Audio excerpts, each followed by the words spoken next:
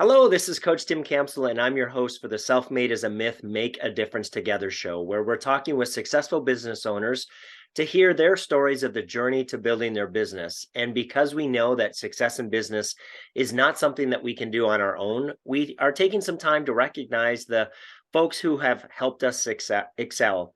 I'm excited to have a fellow business owner from Indiana with us today. My guest is in the process of obtaining his pilot's license, his private pilot's license. And check this out, restoring a 1974 Corvette. That sounds pretty cool. Uh, Yep. he enjoys creating memories with his family, things like going to the zoo, the museum, aquarium, and a trip to Disney. And that'll all make sense here when I ask him to tell us about his family. And he's proud of growing his business 5 times its original size in less than 10 years. That is incredible. It's my pleasure to welcome Andy to the show today. Hello, Andy. Hello. All right. Hey, let's start with having you introduce yourself. Tell us a little bit of your personal story, like where you're born, where you live, and about your family. Absolutely. Yeah. I'm from East Central Indiana. I was born in Connersville, and still here today. That's where I started my business at, and then we've expanded to a couple of locations. And so we can talk about that further. But yeah, I was actually so dedicated to my business and my schooling, and so on and so forth, that I actually didn't get married until I was 35 years old. So I was almost a professional bachelor. Yeah, and so got married, found the love of my life, and now have 2 kids. I'm 40 years old now, but I have a 4-year-old and an almost a 2-year-old. And so, yeah, the Disney trip that you mentioned there in February, my wife will be turning, oh, geez, putting me on the spot. She'll be turning 37 while we're down there. Then a week later, my daughter turns 2. And Aw, so, yeah, we figured we'd make a trip out of it and go down and kind of celebrate and, have a good time. So, fantastic. And what's yep. your wife's name? But her name is Amanda. Fantastic. Awesome. Tell us a little bit more about getting that pilot's license. That sounds exciting. Yeah, absolutely. So I've always had, well, I should say always, but for the last 10 years, I've always wanted to go out and get my pilot's license. And I see it as almost like the ultimate sign of freedom, right? You're really buying a lot of time. I actually had a friend that came down last Tuesday and he picked me up. And of course, you're familiar with Indiana. So we flew from the east side of Indiana all the way over to Terre Haute. And we got there in 30 minutes. We ate dinner, kind of checked out some of his planes and did some things. And we got back all in about 3.5 hours. And so it Nice. was pretty cool. But yeah, so I'm about 30 hours in, and taking my time, really trying to get the studying down. You don't want to make any mistakes when you're Right. flying. So I'm really looking forward to it. Get my pilot's license and really just kind of traveling around the state and local areas. And then once you get enough hours logged, you can start to take longer trips and things, but you got to be super careful with it. But yeah, I see it as a great way to buy some time. Very cool. And you're restoring a Corvette.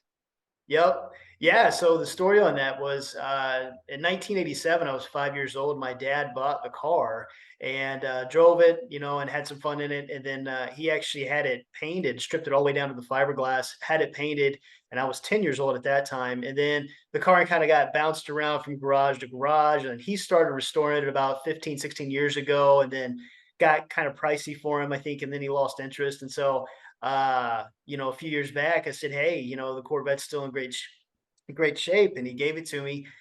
And so I've been doing that ever since. And like most projects, they take longer than what they should. Of course, they cost more than what they should. But it's been great working with my dad. We get together on weekends when we have time, and it's getting close. I mean, we got it running. We got it running up Okay. and down the driveway and everything. So it's kind of in the home stretch there. So Oh, that's a lot of fun. What a great way to spend time with your dad. yep. So, Andy, is there a funny story that your family likes to tell about you that you'd be willing to share with us today? I was kind of racking my brain on that. I think, if anything, my wife loves to tell the story about how we met. And of course, there's always two versions of that, right? So, quickly geez, it's really kind of an interesting story because back in 2010, the beginning of 2010, basketball is pretty big. High school basketball is pretty big in my community. So I went with a friend and we went to the basketball game. We got amazing for a high school gym. It's an amazing gymnasium. And so anyway, it's really huge, big. And I'm sitting there the bleachers. I happen to look over to my right and I see this really pretty girl. And I'm thinking, man, I've never seen this girl before. It's a pretty small town. I wonder who she is. Well, a few minutes go by, I look back over and she was looking in my direction. There weren't a whole lot of people in between us. And so I'm thinking, oh my gosh, she's looking at me. And so, I think, okay, well, maybe she's not, maybe she's not. A few minutes go by, and I look back over and she's looking in my direction again and smiling. I'm like, okay, well, I tell my buddy, like, hey, this girl's looking at me and smiling. I've got to go over and talk to her now. And he says, yeah, man, okay, let's go. And so I start making my way over there after the game's over. And, I think I said something along the lines of like, hey, I haven't seen you before. You must be from out of town. So, we were playing Richmond. And I said, looks like your team won. And she goes, what? And right then and there, I knew she was not looking at me. And I'm like, oh my gosh, this girl is not looking at me. And then, and the way that was, the bleachers, she was standing up a couple of rows. So she was looking down on me. And just mentally, I'm like, oh my gosh. And then I look over and think of it, my buddy is still sitting over there. He didn't walk over with me and she had friends with her. And I totally panicked and kind of mumbled do some things. And then she's like, okay, I got to go. And then she left. I'm like, oh my gosh, it's so embarrassing. And then, so somehow she wound up finding out who I was and then who she was. I mean, all this, and we figured that out. But then it was almost to a point where it was almost too embarrassing. And so I just kind of let it go. And I actually started dating another girl for about 3 or 4 years. And then, that didn't work out. And then a few months later, we got back together and, here we are. So it was kind of just, I Wow. guess you could call it. So, but yeah, she loved to tell that story about how we met. And I was, I like to tell my version of it and she's got hers. And so, but probably a little bit more truth in her story. So Right. yeah. So which version did you share today? Hers or yours? More hers than mine. Okay. Yeah. Yeah. Wonderful. So Andy, tell us how the business came about and at what point did you have the confidence that you could run your own business? Absolutely. So, went to optometry school, so I'm an eye doctor, and then had a golden opportunity to come back home. And my dad, I'm the first generation to graduate from college, and definitely obviously from professional school or optometry school. And so my dad was actually driving a school bus. He worked in a factory for years, and then drove a school bus. So I really didn't have a lot of financial help or anything. So I wasn't just kind of take over the family business thing. There was none of that.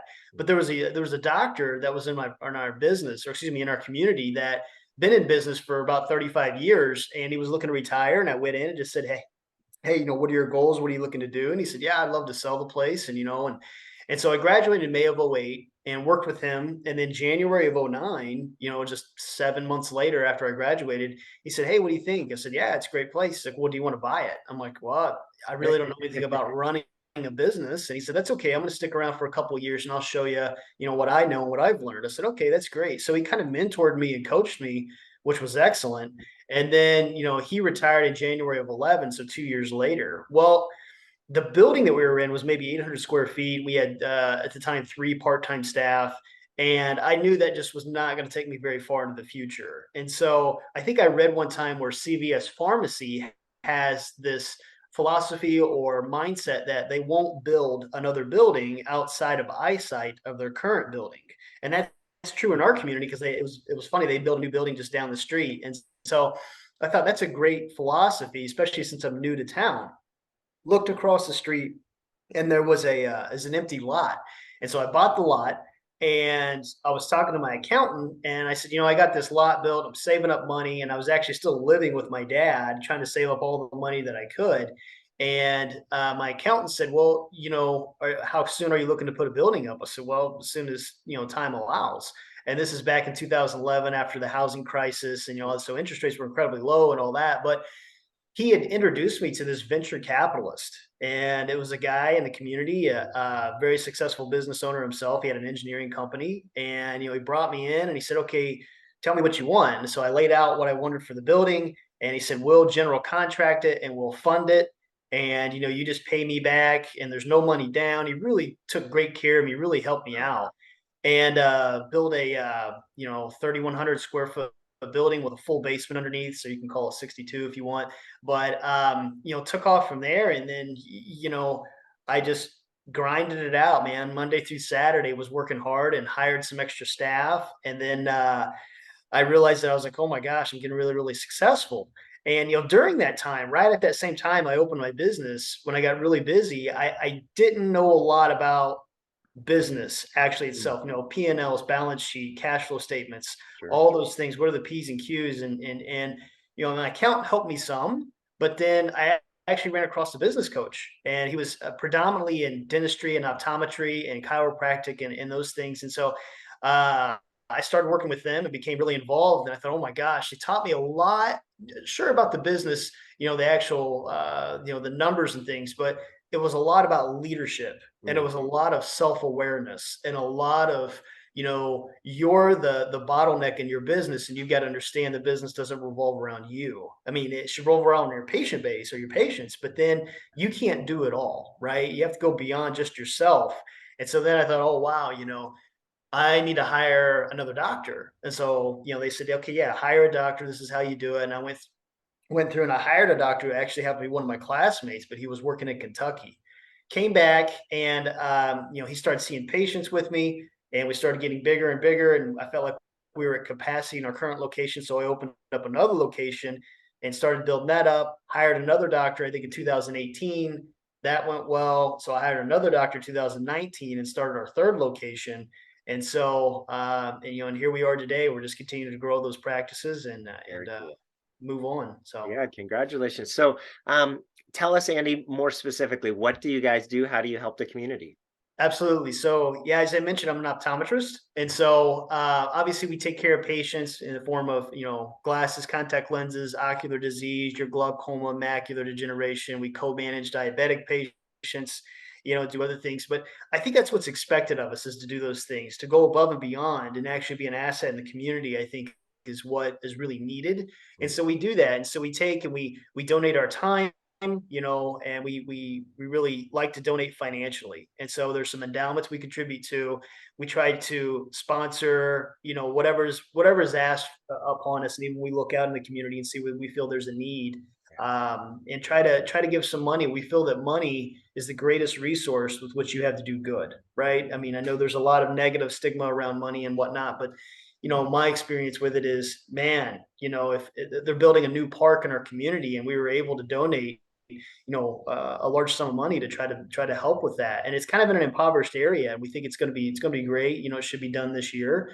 But because of our size and our growth mentality, we're able to actually contribute a larger piece of money to that, a larger piece of the pie that they're asking for. So I was really thankful for that. Really thankful that we're able to do that. I love that perspective. So you said earlier there's negative connotations about money. So I love Yeah, how you've shifted that to, well, no, the more money that our company makes, the more we're able to give back and help the community, which is just an incredible perspective, right? So now money's not bad, it's actually good. that's right. Yeah, and actually, my team, God love them. I didn't know anything about money until I got some coaching, right? Because, like I said, I didn't come from money. I didn't know anything about it. So, in a couple of weeks, I'm actually bringing in a trainer from our coaching company, and then we're going to shut down the office, and I'm going to teach my team financial stewardship, Mm, right? And so, talking about net worth statement, personal cash flow, personal financial statements. How do you manage money? What do you do if you have a lot of credit card debt? I think it's incredibly important that my team understands that, right? Because as a business owner, what can really happen if you're not careful, especially in this time with this, what I would call my term of hyperinflation, maybe not hyper, but high inflation. And I think what can happen, especially since we just turned the year, is people are expecting raises, mm, which rightfully so. I understand you have to pay your team and they have a life to live, and that's great. But you can kind of fall, if you're not careful as a business owner, you can fall prey to the idea that you as a business owner are financially responsible for your team members or your employees personal debt obligations, right? So if you have a team member that comes and says, oh my gosh, I need a raise because I have this amount of debt, or I only have so much money in my bank account, so you're going to have to give me a raise. That's not how this really works. One of our right. core values is opportunities based upon merit.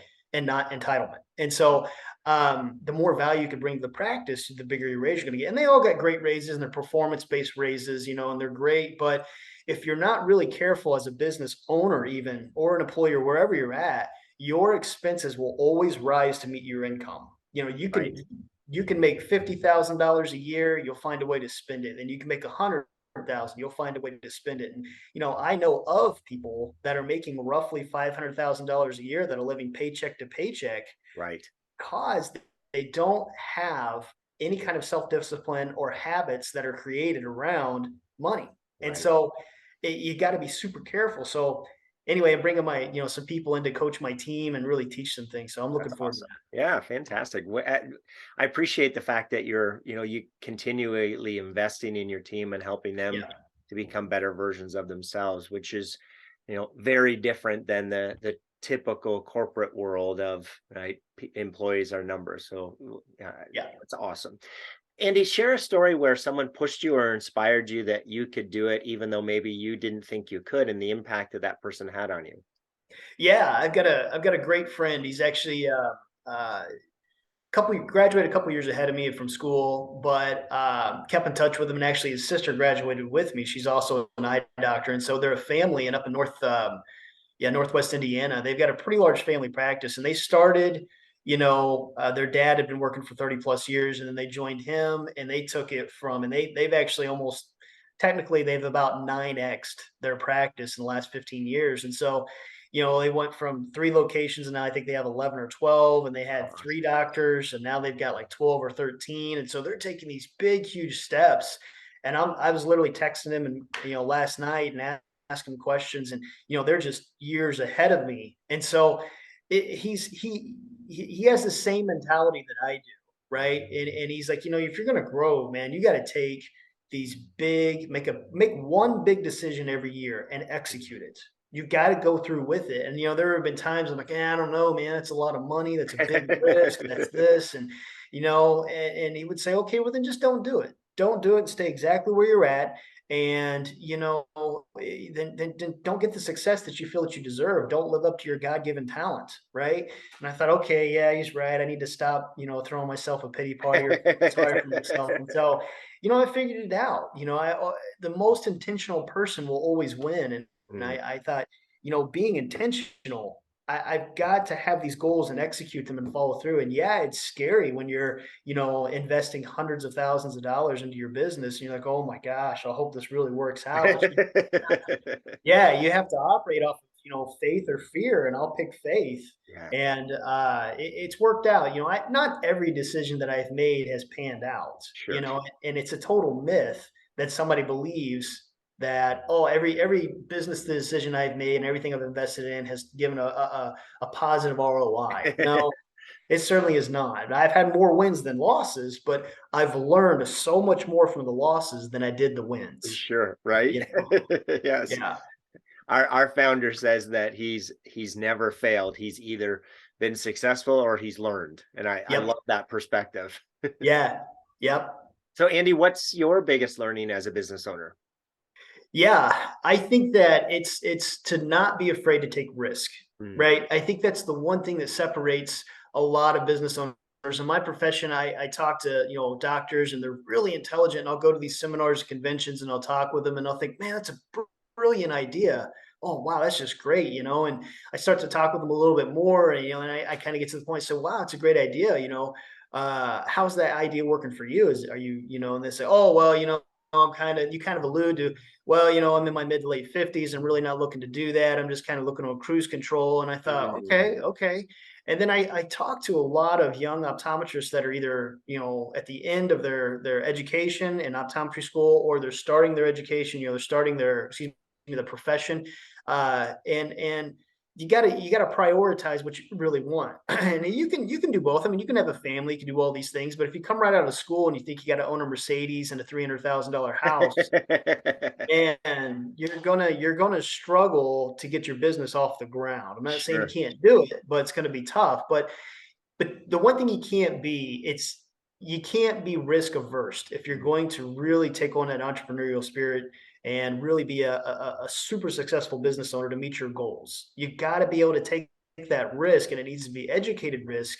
And Mhm. that's why you reach out to coaches, you reach out to mentors, you have these other people that, can really help you. And just because you have those people doesn't mean you're not going to make mistakes, you Sure. know, but it does mean that you're getting, some clarity in what you're doing, and they've probably been down that road before. And it's like, hey, listen, this is what I did. Don't do this. Right. I made this mistake.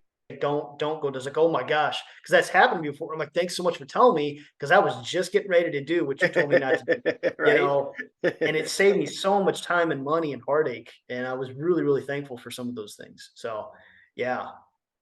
Very cool. Thank you for sharing that. So if you think about maybe the biggest um, challenge that you've had in your business, so we know that success doesn't happen in isolation. So um, give us an example of one of your biggest challenges during the years, and maybe a fellow business owner who helped you to get through that. Yeah, I think some of the biggest challenges I get is trying to get, I love my team. Team is great. What you have to understand is your employees are probably never going to be quite as passionate or quite as dedicated to your business as what you are, and it's because you own it. It's your your I want to say your baby, but your mindset. And I have several team leaders, right? And that's why they're leaders, because they're very, very dedicated and they're great. And I'm very thankful. My whole team is great. I literally was telling them, this week in an all team meeting, this is the best team I've had in 15 years, right? And and I think the biggest challenge that I have is getting everybody pulling the same way. And what Mm, I mean is, I use this analogy in my team meeting, this week, or sorry, it's last week. And I'm not comparing people to this, but I'm just saying the concept. You've been to, you've seen on maybe a movie, or maybe you've seen in New York and you have a dog walker and they've got like 10 dogs, mm. and the dogs are just going everywhere, Right. right? And the guy's just like fighting with all these leashes, and the leashes are getting crossed and they're fighting and everything, right? Yeah. That's what you don't want. What you want is you want a team of horses where you've got this carriage and this stable, and all the horses are going the same direction. Okay. Now, I use those rephrasings or reframings very loosely. I'm not the guy on the back that's cracking the whip, get loose. That's not what I'm saying. Okay. I'm saying as a team, we've got to move in the same direction. We can't have all 10 people going the other way. And so I think that's where, having a mission statement, having excellent communication, having core values and talking about those core values, and having a leader that really utilizes and lives, because your team will be a reflection of you. Right.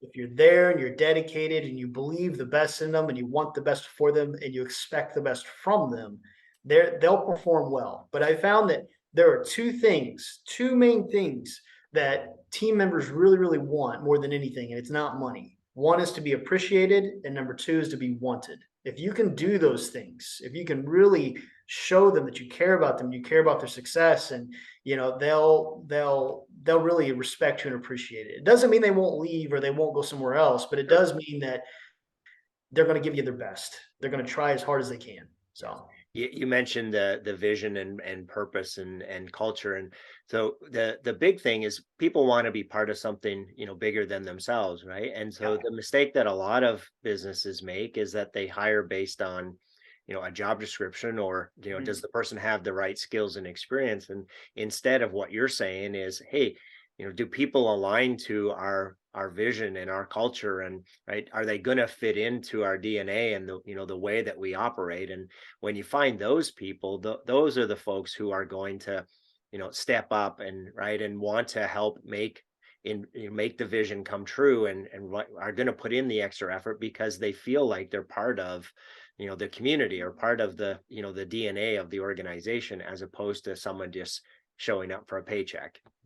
Yeah, absolutely. And we our interview process or hiring process is maybe a little bit different than your average business, to where we don't actually accept applications, at least not initially, right? We haven't filled out the forms and all the stuff that are required, but what we do is we post an ad, and then we post a phone number, right? And then they have to call the phone number, and then the phone number, it explains the position, and then it says, we used to have them send us an email, and in the email we would ask for their work history and this, but then we would say, write us just a short essay stating we should hire you over everybody else. Yeah. And so what we're doing now is we're going to ask for a 60-second video, and they just send it to us. That way we can kind of just see how they talk and see how they, how they act, and how, if they really have the confidence to be able to do the actual video, right? And so Sure. what that's done is, when we hire just for one position, sometimes we would get up to like almost 70 applications for that one position. Well, now it's trimmed it all the way down to like 5 or 6. Yeah. And so, and that's part of the culture. That's part of what we're looking for. If you're able to do those things as opposed to just fill out, click submit or apply on Indeed, which Indeed's great, but we use it as a little bit different tool. And Yeah. so I think that helps us screen some of those people that are actually willing to, follow directions. I think that really helps. Yeah, absolutely. We coach our clients something similar. We call it the deselection process. So the idea is, right? I love your point, right? If you get 50 applications, a lot of those people have just hit the button because they need to, right, to get their benefits or whatever. And so Yeah. by asking them to take an additional step, you've put that hurdle in place to have, basically you're asking them to prove to you that they really are interested in the job, so that you don't have to waste internal resources screening resumes, and right, until you know that, oh, well, really, instead of 80, there was only 5 people that truly were interested in the position, Yeah. and now we can focus all of our time and energy on those 5 people, right? Yep. That's awesome. uh, Yeah. so Andy, if I was to ask you to pick 3 people in your business owner journey that you're most grateful for being there for your business's growth, who would those 3 people be and how they help you? Yeah. So the first one, I think, would be Rob Moses. He's the guy that I was talking about, where his family's really, really grown. Rob's been great to me, great friend, great mentor. He's really given me a lot of insight. He's always been there for me. When I text him, call him, man, it's not. You can tell it's not a burden on him, and he's been just so kind to me and so great. So I'm very thankful for that. I think the second guy would be a guy named Jay Geyer. He's been my coach as far as through the Scheduling Institute out of Atlanta. I've been with him for roughly 10 years, and has really, really, really helped me with that. Put things into perspective, and just developed me into a better leader, I think, or into a leader. And it's been great, really thankful there. And so I think the third person would probably be my dad, Kevin. He's great. Dad is a worker. The discipline and mentality that he has. He's got a small business himself, but he's given me a lot of good ideas and said, Andy, you got to think about this. And then, of course, as your dad, you're thinking, Dad, that's not going to work. It'd be all right. Then you start to think about it and think, man, he was really sharp. This is a great idea. Yeah. But he's been he and of course my wife have been my greatest supporters. They've been great. I'm very, very thankful for them. And, I think the fourth person would be my wife, Amanda. Women, I'm sure you've probably figured this out by now, but women are actually smarter than men. And I'm working with, dozens of women, and I've got, 17 women I work with now, and it's great. And they have, I could pitch an idea to them, and especially my wife, and she'd be like, that's probably not going to work. You can try it. But then I think, like, yeah, she's right. I probably shouldn't do that. And so it's and it's great. And if I'm having a tough day, or I've got questions about, like, hey, this is what's going on, what do you think? She said, well, I think this and this. I'm like, oh my gosh, that's right. You're correct. So it's been great. Yeah, she's great.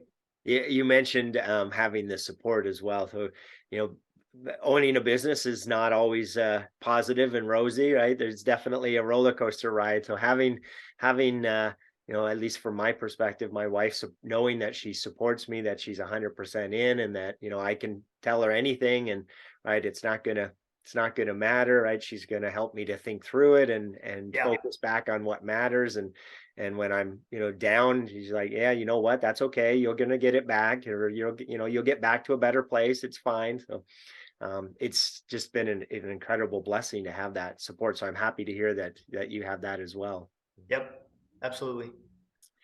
So as we think about the next 3 to 5 years, Andy, what's the biggest challenge that you see that you're going to face in reaching your goals that you have for the business? And who are the types of people that you're going to need work through those challenges? Yeah. So from a business standpoint, I've been taught that there's really just a couple of areas to put your money in order to grow your practice, right? There's marketing, there's human capital, there's clinical duplication, there's space and equipment, and then you can kind of wrap all four of those things in like a financial aspect because they all have to do with money, right? And so whenever I think about, okay, where are my roadblocks in the next 3 to 5 years? Where are going to be some areas that I'm going to struggle with? Well, we have capacity in our in two of our locations. Our main location, as far as the amount of patients we can see, we're kind of at capacity. We could probably see some more, but then you would kind of jeopardize the experience that patients would have, and you don't want to, have the mentality of rack them and stack them. And so Right. I think, after we go through all those buckets of things that we can invest, I think the biggest thing for me is going to be what we call clinical duplication. So that means hiring other doctors, right? And in East Central Indiana, it's a good little community, but there aren't, you don't have the tremendous amount of restaurants and amenities you're going to have outside of Indianapolis or in Indianapolis or Cincinnati or things. And so it's small town life. We got a beautiful, if you love the outdoors, this is one of the best places in the state to be because we have a lake. We've got several state parks. I mean, it's amazing. It's really, Yeah. really cool. But I think, yeah, looking forward, it's going to be more finding those doctors and get them to come to this area and really get them ingrained in our community and really do those things. And they're out there. You just have to keep constantly looking for them and educating or marketing for them and going and networking and talking with them. And you got to get out of your office. You can't just post an ad on a random job posting website and hope that they come. We call Yeah. that, as you heard, that's probably, post and pray. I'm going to post this and pray Yeah. somebody replies. Yeah. So I, I think that'll be my greatest thing. And then the second is, again, human capital, finding the right people to really embrace our vision and our core values and really help drive the practice in that direction. And, and to not just have team members that just are here for a paycheck. Money's important. I get it, but it's there's got to be a greater meaning. So, yeah. You mentioned marketing the position, which is key for folks listening. Is there's a difference between just posting an ad, or in some cases, some people only post the job description, which is not the right thing because you want to market your company and the position Yeah. and have people be excited about it, right? And so making sure that you're thinking through, well, how do I market this job as opposed to just post the job ad, right? So yeah, I think that's a huge Yeah. distinction and important. One tip that I would say that's really helped us, that actually was able to help us hire our most recent doctor, was we had a professional videographer come in and just make a video on the culture and what we really do, and they actually kind of get a feeling Oh, that's of the awesome. practice just by watching this short. I think it's maybe 1.5 or 2 minutes, and every job posting we would post the ad, but then we'd say, hey, please click on this link, and this is going to tell you more than what this description can tell you, and Yeah. click on the link, and it was great. We're getting ready to kind of revamp that video. We did it right during 2020, so we're gonna have another videographer come in. And people think, oh boy, that's going to be incredibly expensive. Yeah, it's an investment. It's an investment. It's not cheap, but it's not expensive. Right. Um, and you got to look at your ROI. It might cost you a couple $1,000 to do it and to put it in place and take the time, but it will return such great things for your practice. You got to think outside the box a little, because all those job postings, when you post for a Right. professional, Yeah. all look the same. They Yeah. all look the same, Yeah. and you got to stand out a little bit.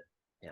Well, and to that point, we've all had experiences where we've brought the wrong person on into the company, or we've been in a company and a wrong person was hired. And that's way more painful and costly than Yeah. spending a little bit more time in the recruiting process and investing in the video, as you suggested, to get the right fit, right? Then get the wrong fit and have to go through the firing process and rehiring process. So that the incremental cost up front is going to be well worth it in the long term. Absolutely. Yeah. So last question here, Andy, is Jim Rohn said that we become the average of the 5 people that we spend the most time with. So as you reflect on that, what advice would you have for business owners who feel like they do need to do it on their own, right? That they have to become self-made, that they shouldn't be reaching out to other people for help? Yeah, I think being self-made is a total myth, and you can really get away from that because you're in your own little world. And if you don't go out and network and connect with people and reach out to people that are doing really, really well, you're going to start to believe that you that you are really self-made, and that can lead to self-sabotage. Mm. Right, you can really do a lot of damage to your business by having that mentality, and so you really need to look, into your network of people. And if you don't have anybody that you think, well, I really can't go to anybody, you're going to have to make an effort to go out there and do that. And the one thing that I've found, I've come across some great business owners and business leaders that are, outside of my industry, that I thought, man, I can really learn a lot from this person. I wonder if I could reach out to them. And I reach out to them and to say, hey, would you care to have just a 15-minute conversation about this?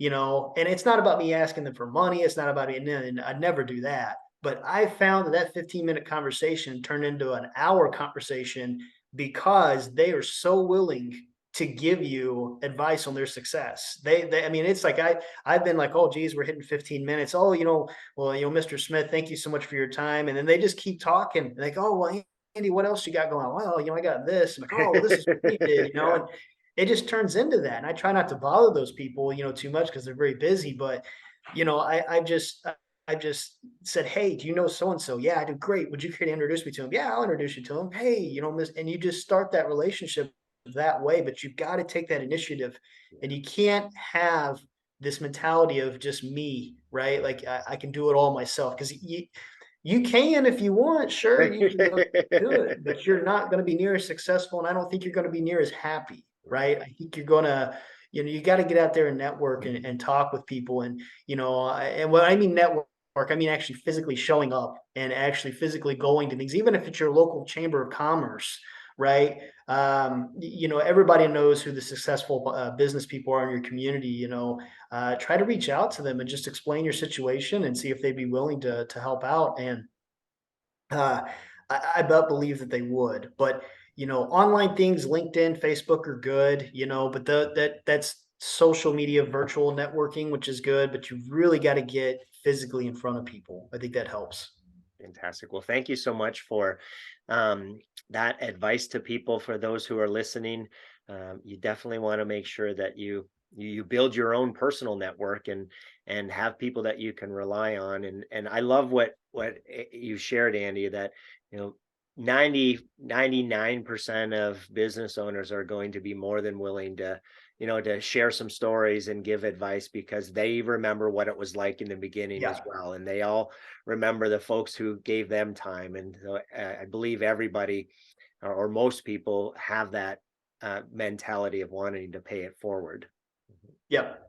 So Absolutely. Andy, you've been incredibly blessed, it sounds like, with some awesome people in your life, though, that have helped you on your journey. If they were all here on the show today, what would you want to say to them?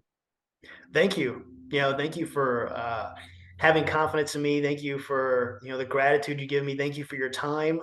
Thank you for all those things that you've really given me, because I've tried to utilize that. I didn't take it for granted. The advice that you gave me, I try to act upon it.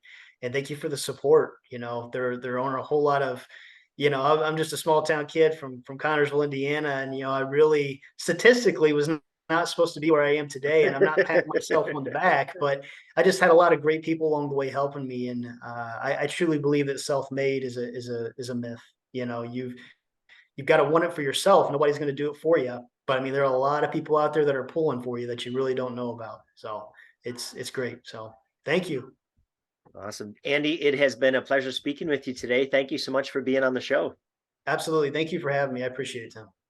To everyone who tuned in, thanks for listening to the Self-Made as a Myth show with your host, Coach Tim Campbell. Be sure to help spread this movement by liking the show and posting about it on your social media. And to join our movement, go to bemadtogether.com. All right, folks, that's a wrap. Make sure to pay it forward, and I'll see you all next time. Take care.